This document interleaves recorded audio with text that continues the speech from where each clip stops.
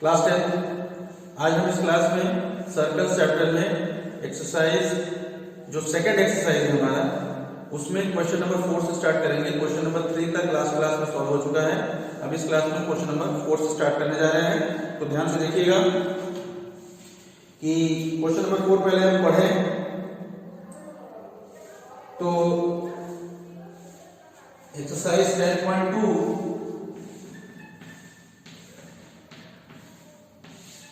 Question number 4. Prove that the tangents drawn at the ends of a diameter of a circle are parallel. हमें ये prove करना है कि किसी circle के किसी भी डायमीटर के एंड पॉइंट्स पे अगर हम टेंजेंट्स ड्रॉ करते हैं तो वो दोनों टेंजेंट्स जो है वो आपस में पैरेलल होते हैं। ठीक, तो देखो इसमें अगर हम इसका फिगर बनाएं तो इसमें ये पूछ रहा है, जैसे मान लो ये सर्कल है और इसका ये सेंटर है O। अब मान लिया इस सर्कल पे हमने ये इसका एक डायमीटर बना दिया, इसका सपोज नाम दे दिया A, ये नाम हो गया सपोज B। अब अगर हम इस पॉइंट A पे एक टेंजेंट ड्रॉ करें, ये एक टेंजेंट सपोज हमने ड्रॉ किया A पे, इसी तरह B पे भी एक टेंजेंट ड्रॉ किया।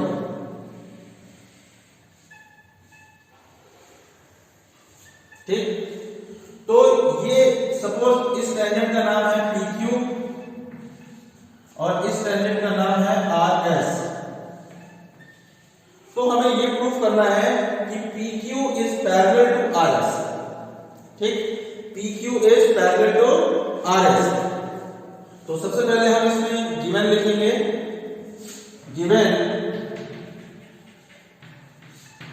गिवन है हमारा a circle with centre O, a circle with centre O, फिर AB is a diameter, AB is a diameter। इसके अलावा PQ and RS are tangents at A and B respectively। PQ and RS are tangents, PQ and RS are tangents at A and B respectively।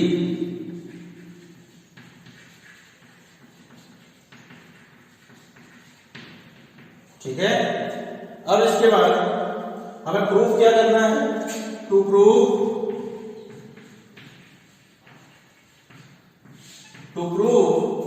PQ is parallel to RS। To prove PQ is parallel to RS। Clear? तो चलो अब proof पे चलें।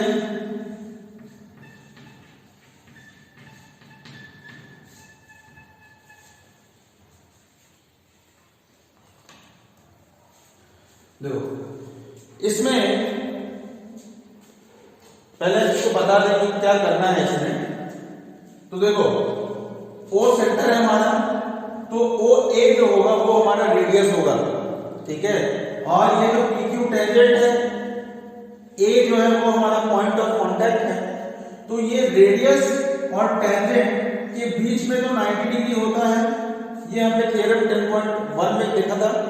इसी तरह अगर ये 90 degree है तो इसी तरह से ये रेडियस है और ये भी टेंजेंट ही है, इसका मतलब ये वाला एंगल भी 90 डिग्री होगा। सिमिलरली अगर हम OB की बात करें, OB भी रेडियस है और ये RB और SB ये दोनों ही हमारे टेंजेंट है, मतलब ये पूरी लाइन जो है वो टेंजेंट है। तो ये दोनों एंगल भी हमारे 90 डिग्री है।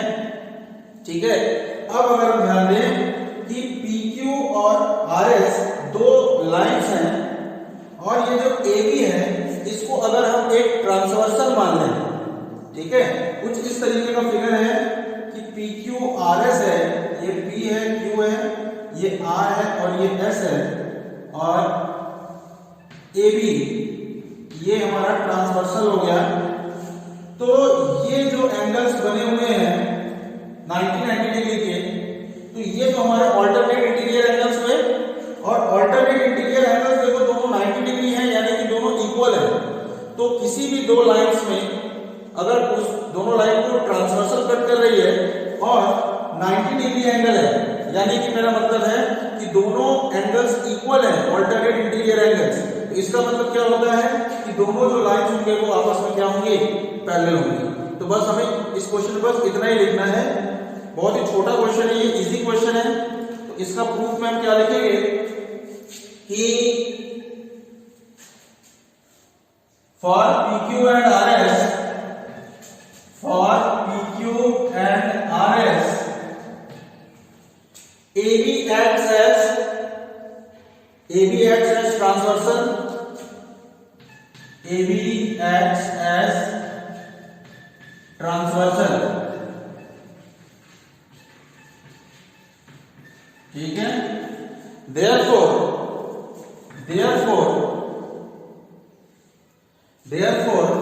angle PAO is equal to angle SBO. Similarly, angle QAO is equal to angle RBO. Angle QAO is equal to angle RBO. और इन दोनों का रीजन क्या है, alternate interior angle, alternate interior angle, ठीक है। अब इसके बाद हम क्या करेंगे कि देखो angle PAO is equal to 90 degree, angle PAO is equal to angle QAO is equal to angle QAO is equal to angle RBO is equal to angle SBO is equal to 90 degree. ये चारों के चारों angles हमारे 90 degree है। Reason क्या है कि radius perpendicular to tangent, radius perpendicular to tangent.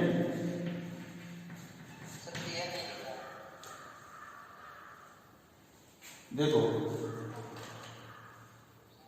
ठीक है,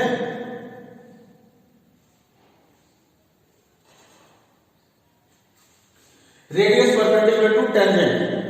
तो अब चूंकि सबके सब 90 डिग्री के हैं, अब हम ये एंगल्स इक्वल लिखे हुए हैं, therefore angle PAO is equal to angle SBO is equal to 90 degree and angle QAO is equal to angle RBO is equals to 90 degree, ठीक है।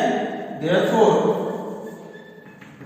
alternate interior angles are equal, alternate interior angles are equal, ठीक है। Alternate interior angles है, और क्योंकि ये दोनों 90 degree थे इसलिए हमने दोनों को इक्वल दिखा दिया था। अब उसी का रीजन अपने नीचे लिखा है कि ये 90 डिग्री क्यों है, क्योंकि ये रेडियस परपेंडिकुलर टू टेंजेंट है। तो अब क्योंकि ये सब इक्वल है alternate interior angles, therefore PQ tangent is parallel to RS, prove, ठीक है। तो देख लो भाई, एक बार फिर से बता रहे हैं कि इस क्वेश्चन में PQ और RS को हमें पैरेलल प्रूव करना है। तो उसके लिए हमें मालूम है कि अगर हम PQ और RS को ले लें तो AB जो है, जो डायमीटर है हमारा, वो एक ट्रांसवर्सल की तरह हमारा काम करेगा, और एंगल PAO और एंगल SBO ये दोनों हमारे ऑल्टरनेट इंटीरियर एंगल्स होंगे। अब ये दोनों ऑल्टरनेट इंटीरियर एंगल्स क्यों होंगे, सॉरी ऑल्टरनेट इंटीरियर एंगल्स तो हैं ये दोनों, लेकिन ये दोनों इक्वल क्यों होंगे, क्योंकि ये दोनों 90 डिग्री के हैं। अब ये क्यों 90 डिग्री के है भाई? क्योंकि ओ ए हमारा रेडियस है और ये जो पी ए है ये हमारा टेंजेंट है। तो टेंजेंट और रेडियस के बीच का एंगल 90 डिग्री होता है। तो ये रेडियस परपेंडिकुलर टू टेंजेंट हो गया है। देयरफॉर PAO इक्वल्स SPO, और ये दोनों बराबर इसलिए है क्योंकि ये दोनों 90 डिग्री के हैं। सिमिलरली QAO और RBO भी इक्वल है क्योंकि ये 90 डिग्री के ये दोनों भी हैं। तो therefore alternate interior angles are equal, therefore PQ is parallel to RS। ठीक है, चलो अब next question number 5। Question number 5 पे चलते हैं।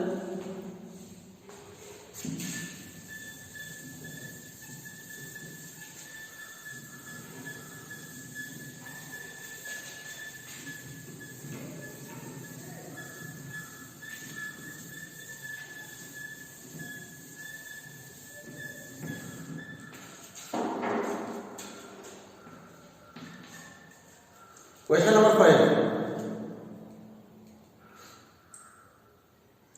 Prove that the perpendicular at the point of contact to the tangent to a circle passes through the center. तो देखो इसमें क्या कह रहा है कि सपोज एक सर्कल है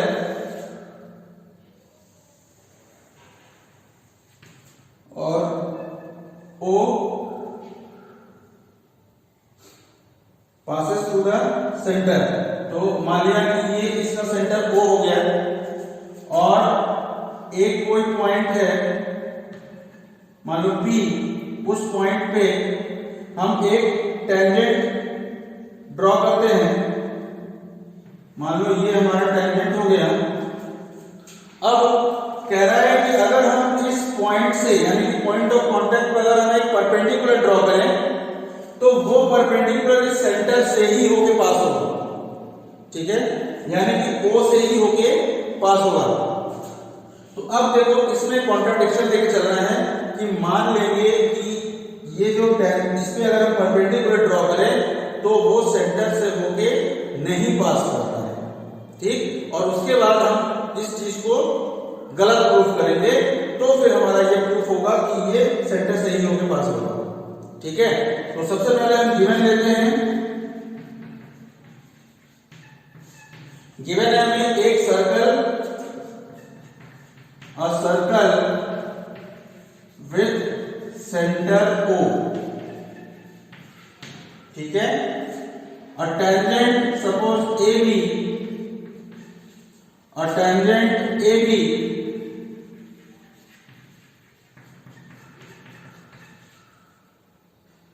with point of contact P।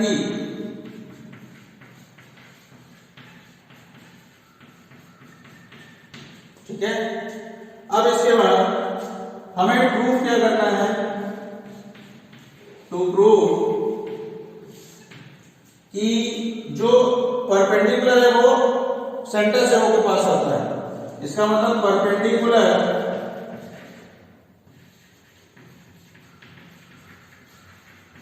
on the tangent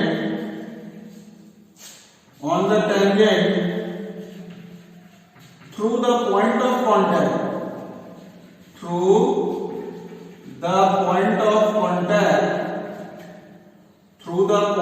contact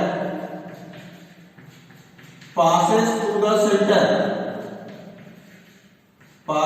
through the center, O। ठीक, तो अब सबसे पहले हम ये मान के चलेंगे कि ये O से पास नहीं होता है।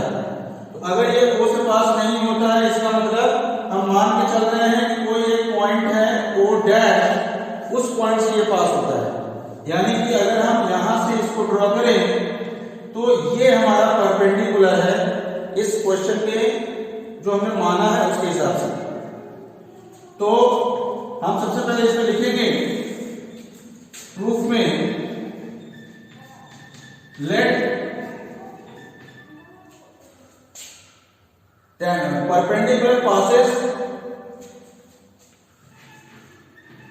perpendicular does not pass through O, does not pass through O. अगर ये पास ओ से नहीं करता है, इसका मतलब ये ओ डैश से करता है। तो अगर ये ओ डैश से पास करता है तो देखो angle O dash P B, angle O dash, therefore angle O dash P B is equal to 90 degree. ठीक है, क्योंकि ये तो परपेंडिकुलर हम मान रहे हैं ना, ये परपेंडिकुलर हो गया, 90 डिग्री हो गया।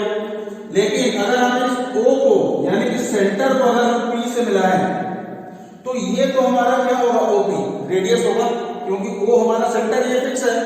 और सेंटर को अगर हम इस पॉइंट ऑफ कांटेक्ट से ज्वाइन करें तो ये तो हमारा क्या होगा, रेडियस होगा। तो अब रेडियस और टेंजेंट के बीच में 90 डिग्री होता है। ठीक है, हमें पता है कि जो रेडियस है that is perpendicular to the tangent at the point of contact. ठीक, इसका मतलब एंगल OPB ये भी हमारा 90 डिग्री होना चाहिए। Therefore angle OPB is also equal to 90 degree. Reason, radius perpendicular to tangent, radius perpendicular to tangent. ठीक है, तो ये हो गया। अब इसके बाद अब देखो दोनों का जो राइट हैंड साइड है वो सेम है, 90 डिग्री है। इसका मतलब दोनों का लेफ्ट हैंड साइड भी इक्वल होगा। इसका मतलब therefore angle O dash PB is equal to angle OPB। ठीक है, तो O डैश PB जो है वो OPB के बराबर है। तो देखो ये दोनों बराबर कैसे हो सकते हैं, O डैश PB, तो O डैश PB तो छोटा एंगल है, दिख रहा है साफ साफ, और OPB थोड़ा बड़ा एंगल है। But angle O dash PB is less than angle OPB from figure. Therefore this is only possible, ये कब पॉसिबल हो सकता है, जब ये O डैश और O दोनों कोइंसाइड कर जाए। ठीक है, ये तभी पॉसिबल है, यानी कि ये दोनों एंगल्स इक्वल तभी हो सकते हैं जब ये O डैश O पे आ जाए। तो दिस इज पॉसिबल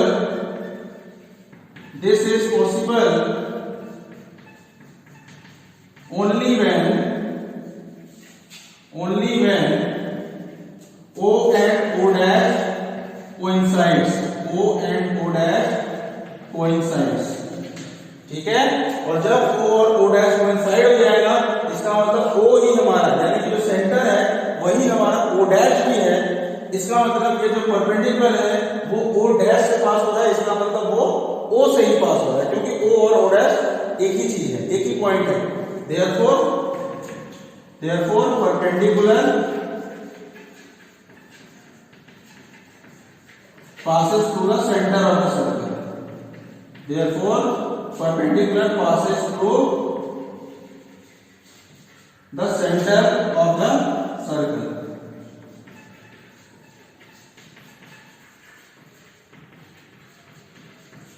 ठीक है, तो ये हमारा क्वेश्चन नंबर 5 का प्रूफ है। आज इस क्लास में इतना ही रहेगा, क्वेश्चन नंबर 5 तक। अब नेक्स्ट क्लास में हम क्वेश्चन नंबर 6 ऑनवर्ड्स स्टार्ट करेंगे। ठीक है, ऑफ करते हैं।